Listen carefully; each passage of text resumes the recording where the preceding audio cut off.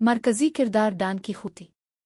Don कीखोती एक मिज़ाहिया किरदार है, लेकिन इसके साथ साथ तहज़ीबी, फ़िक्री और फ़लसफ़ियाना सतह पर एक कसीर अल-जिहात अलामत है, जिसको मग़रिबी अदबी तनक़ीद में जदीद इनफ़िरादी ज़मीर और मेटाफ़िक्शन के ज़रिए खुद आगाही का इब्तिदाई नुमाइंदा करार दिया जाता है। डॉन कीखोती एक ज़हनी इख्तिलाल और तसव्वुराती हक़ीक़त के दरमियान मुअल्लक़ किरदार है।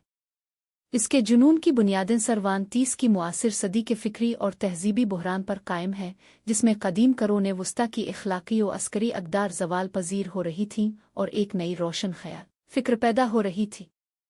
डॉन कीखोती की दीवानगी दरहक़ीक़त आर्कीटाइप नफ्सियात के एतबार से इसकी समाजी नाहमवारियों से बेज़ारी और एक मुतबादिल इख़लाक़ी कायनात की तख़लीक़ की कोशिश है। वो हक़ीक़त से फ़रार इख्तियार नहीं करता, बल्कि इसकी अज़-सिरे नो ताबीर करता है। डॉन कीखोती फ़लसफ़ियाना अलामती निज़ाम का हामिल एक हमागीर इस्तिआरा है। इसका वजूद मिसाली रोमानवियत और ज़मीनी हक़ीक़त पसंदी के दरमियान एक मुसलसल कशमकश की अलामत है। वो एक तरफ ख़याली आरज़ुओं और नाकाम तमन्नाओं का पैकर है, तो दूसरी तरफ इंसानी ख्वाबों और उनकी ताबीर की जिदोजहद का निशान।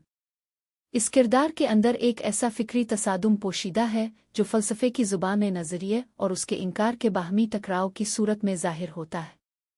हेगल के जदली आती फ़लसफ़े में डॉन कीखोती को ऐसे किरदार के तौर पर देखा गया है, जो एक नज़रिए की नुमाइंदगी करता है, इसकी मुखालिफ कुव्वत से टकराता है और यूं फ़िक्री इर्तिका के अमल में शामिल हो जाता है। तहज़ीबी पस मंज़र के लिहाज से डॉन कीखोती यूरोप में वक़ू पज़ीर होने वाली समाजी और तहज़ीबी तब्दीलियों का एक ज़बरदस्त इस्तिआरा है। सर्वांतीस ने इस किरदार के ज़रिए करोने वस्ता की फ़रसुदा अक़दार और दिलेराना अज़मत के ज़वाल पज़ीर बुतों पर भरपूर तनक़ीद की है। इस किरदार के कौल व फ़ेल में तंज़ तमस्खुर और हंसी के ऐसे असालीब मौजूद हैं, जिनके ज़रिए सर्वांतीस ने अपने अहद के रूमानी अदब की गैर हक़ीक़ी रिवायतों को रद्द किया है। डॉन कीखोती का तर्ज़े अमल और उसके फ़ैसले इस बात की गवाही देते हैं कि सर्वांतीस ने तहज़ीबी ज़वाल और इख़लाक़ी शिकस्त पर निहायत फ़नी अंदाज़ में सवाल उठाया है। अगर हम जदीद फ़िक्री तनक़ीद की रोशनी में देखें तो डॉन कीखोती एक ऐसा किरदार बनकर उभरता है, जो अपनी कहानी का खुद बाशऊर हिस्सा है। वो न सिर्फ अपने आप को एक दास्तान का किरदार तसव्वुर करता है, बल्कि अपने अमाल को भी अदबी क़िस्से की रिवायतों के मुताबिक ढालता है। सर्वांतीस ने यहाँ अदब और ज़िंदगी के दरमियान मौजूद सरहदों को इस तरह मिटा दिया है कि क़ारी बार बार हक़ीक़त और फ़साने के फ़र्क पर सोचने पर मजबूर हो जाता है। ये किरदार अपनी खुद आगही के सबब कारी को भी अपनी अदबी हैसियत से आगाह करता है और कहानी के बनने के अमल को कारी के सामने बेनकाब करता है। इख़लाक़ी और वजूदी पहलुओं में डॉन कीखोती एक ऐसा इंसान है, जो हर शिकस्त, हर तंज़ और हर ठोकर के बावजूद अपने उसूलों और ख्वाबों पर कायम रहता है। इसकी शख्सियत इस तसव्वुर से करीब तर है, जहाँ इंसान अपना रास्ता खुद चुनता है और बेमानवेद की दुनिया में मानवेद पैदा करने की मुसलसल कोशिश करता है। इसीलिए कई मुफक्रीन ने इसको किरदारों की इस सफ़ में रखा है, जो अपनी दाखिली सच्चाई की हिफाजत करते हैं, चाहे दुनिया उन्हें अहमक समझे। सांचो पानज़ा। डॉन कीखोती के बाद नावल का अहम और नुमायाँ किरदार सांचो पानज़ा है। ये डॉन कीखोती का ऐसा हमज़ाद है जो इसके किरदार की तकमील करता है। सांचो पानज़ा का किरदार महज एक मुआविन या सानवी किरदार तक महदूद नहीं, बल्कि वो भी मरकज़ी किरदार की तरह सर्वांतीस के फ़िक्री और अदबी बयानिए में एक तहज़ीबी फ़िक्री और फ़लसफ़ियाना अलामत के तौर पर नुमायाँ है। अगर सांचो पानज़ा को नावल के मुकम्मल फ़िक्री और अदबी ढांचे में देखा जाए, तो वो अवामी शऊर, अमली हक़ीक़त पसंदी और मादी ज़िंदगी से वाबस्तगी की मुजस्सम सूरत है। इस किरदार में देही अवाम की नफ्सियात, समाजी महरूमी और माशी नाहमवारियों के तमाम असरात गहराई से महसूस किए जा सकते हैं। सांचो पानज़ा एक गरीब किसान है, जो अपनी रोज़मर्रा ज़रूरियात और माशी मजबूरियों के बावजूद डॉन कीखोती के साथ इसकी मुहिम्मात में शरीक हो जाता है। इसके अंदर मौजूद हर किस्म की दीवानगी और सरगर्मी दरअसल मादी फ़वाइद के हुसूल से मशरूत है। वो जज़ीरे की हुक्मरानी के ख्वाब देखता है और डॉन कीखोती के बेबुनियाद वादों पर यकीन करके हर किस्म की तकलीफ़ और ख़तरे को बर्दाश्त करता है। ताहम इसकी अमली सोच इसे मुसलसल ज़िंदगी की ज़मीनी हक़ीक़तों का एहसास दिलाती है। यही सबब है कि नावल में बारहा सांचो और डॉन कीखोती के दरमियान ख्वाब और हक़ीक़त, तसव्वुर और अमल, ख्वाहिश और हक़ीक़त पसंदी की कशमकश उभरती है। सांचो की ज़ुबान इसकी शख्सियत की सबसे नुमायाँ अलामत है। इसकी गुफ्तगू में अवामी मुहावरे, ज़र्ब अल इमसाल और देही दानिश की भरपूर झलक दिखाई देती है। سروان تیس نے سانچو کی زبان کے ذریعے عوامی ثقافت اور عام آدمی کی نفسیات کا ایک بھرپور منظرنامہ پیش کیا ہے۔ اس کے جملوں میں ظرافت، حقیقت پسندی اور فطری ہمدردی کا عمدہ امتزاج پایا جاتا ہے۔ اس کا بظاہر سادہ لو انداز دراصل اس کی فطری ذہانت اور تجرباتی بصیرت کی عکاسی ہے، جو اکثر اوقات ڈان کیخوتی کی خیالی دنیا کو زمینی حقائق سے ٹکرا دیتا ہے۔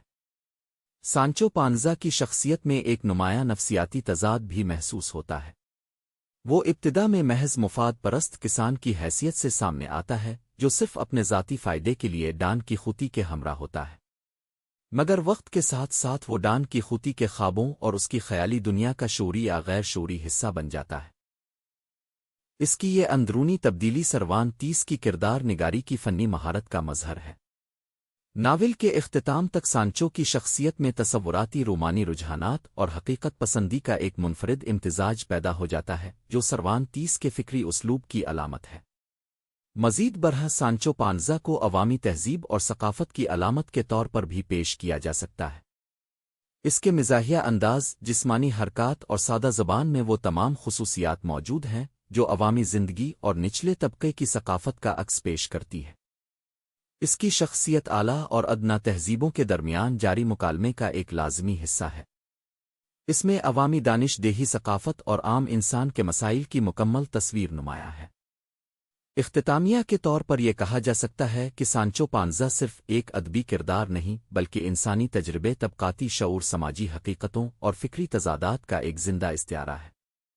سروان تیس نے اس کردار کے ذریعے نہ صرف اپنے عہد کی عوامی زندگی کو بے نقاب کیا بلکہ انسانی فطرت کے ازلی تضادات کو بھی بڑی خوبصورتی سے پیش کیا۔ سانچو کی شخصیت ناول کے فکری توازن میں اتنی ہی اہم ہے جتنی مرکزی کردار کی، اور یہی ناول میں اس کی اہمیت ہے۔ دیگر اہم کردار۔ ڈان کیخوتی کے دیگر کردار بھی سروان تیس کی فکری عمارت کے لازمی ستون ہیں، جو نہ صرف پلاٹ کی ساخت میں تنوع پیدا کرتے ہیں بلکہ کردار نگاری کے اسالیب، سماجی تمثیل اور انسانی نفسیات کے مختلف پہلوؤں کی علامتوں کے طور پر بھی ابھرتے ہیں۔ ایک اور اہم کردار دلسینیا دی توبوسو کا ہے۔ دلسینیا دی توبوسو ایک ایسا کردار ہے جو اپنی ظاہری غیر موجودگی کے باوجود پورے بیانیے میں گہری معنویت اور علامتی حیثیت رکھتا ہے۔ سروان تیس نے دلسینیا کو ایک ایسی تخیلی محبوبہ کے طور پر پیش کیا ہے جو محض ڈان کیخوتی کے ذہن اور اس کے خیالی خوابوں میں موجود ہے۔ حقیقت میں اس عورت کا نام الدونیزا لورینزو ہے، جو ایک سادہ دیہاتی عورت ہے، مگر ڈان کیخوتی کے تخیل میں وہ پاکیزگی، عظمت اور مثالی نسوانی صفات کا مجسمہ بن جاتی ہے۔ یہاں سروان تیس نے عورت کی شناخت اور اس کے ادبی تصور پر ایسے سوالات اٹھائے ہیں جو آج بھی عورت کی مثالی حیثیت کے ادبی مباحث میں اہم مقام رکھتے ہیں۔ دلسینیا کا وجود دراصل سروان تیس کے بیانیے کی حکمت عملی کا حصہ ہے۔ وہ ناول میں ایک آئیڈیل، ایک مقصد اور اخلاقی محرک کی صورت میں سامنے آتی ہے جس کے لیے ڈان کیخوتی اپنی تمام مہمات، جنگیں اور قربانیاں دیتا ہے۔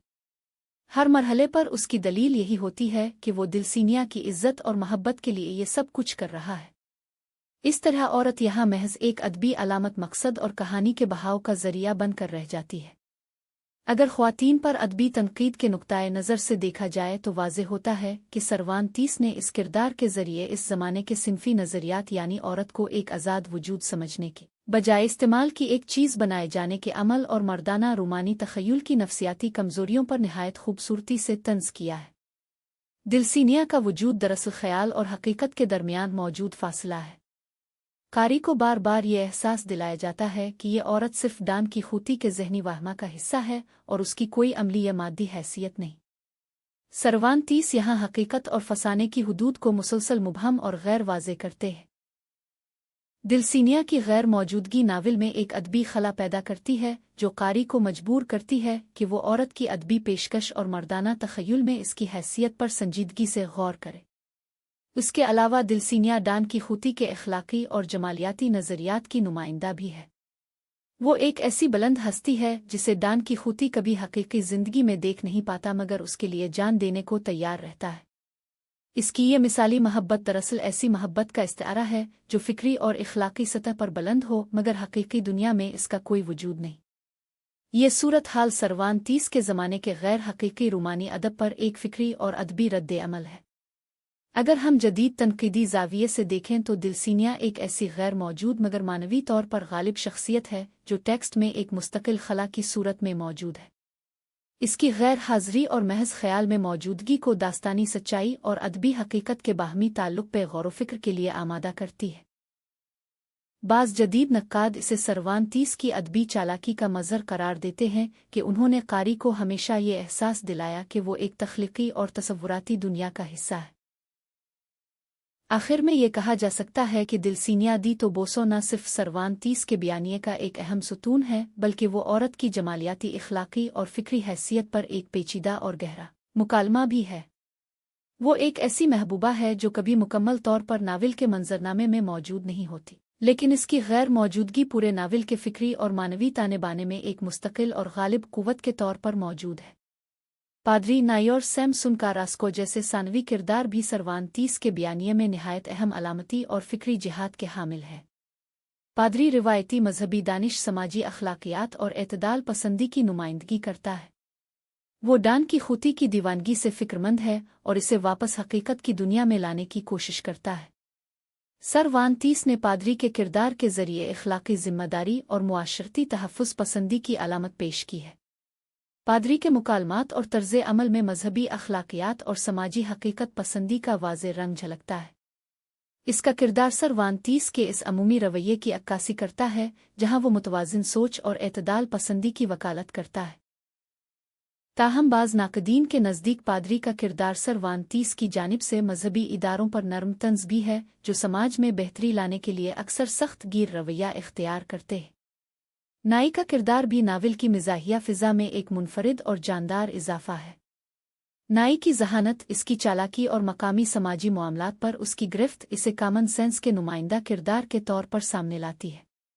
नाई और पादरी की जोड़ी अक्सर औकात डान की खूती की मुहिम्मात को ख़त्म करने के लिए मुख्तलिफ चालें चलती है। नाई की ज़ुबान आम देहातियों की सादगी और अवामी ज़िंदगी का अक्स है। सर्वांतीस ने नाई के किरदार के ज़रिए देही ज़िंदगी की ज़हानत, ज़राफ़त और हकीकत पसंदी को नुमायाँ किया है।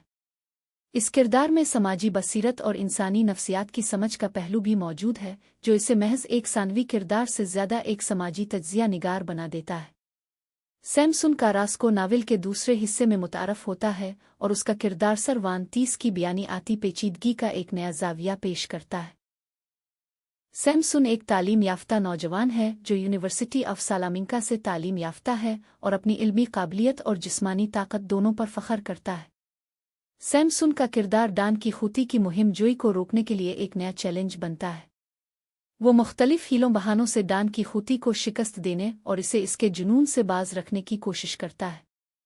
इसके लिए वो खुद को नाइट ऑफ वाइट मून के रूप में पेश करता है।